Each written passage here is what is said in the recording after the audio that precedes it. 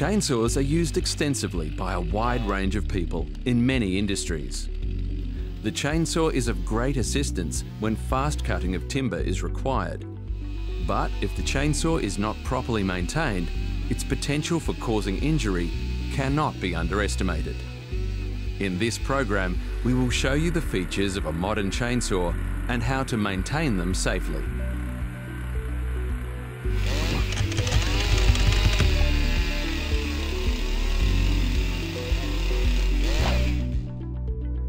A chainsaw should never be operated with a damaged or dull chain. Sharpening cutters and setting of the depth gauge will need to be carried out on a regular basis. Before sharpening, the saw chain should be clean and well tensioned. A vise may be used for sharpening a chainsaw in the workshop, and a stump vise can be used to secure the chainsaw for sharpening in the field.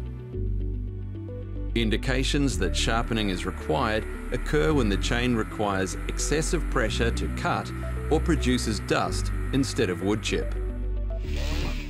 Visual indicators on cutters such as loss of plating, blunt or misshapen edges may also indicate sharpening is required.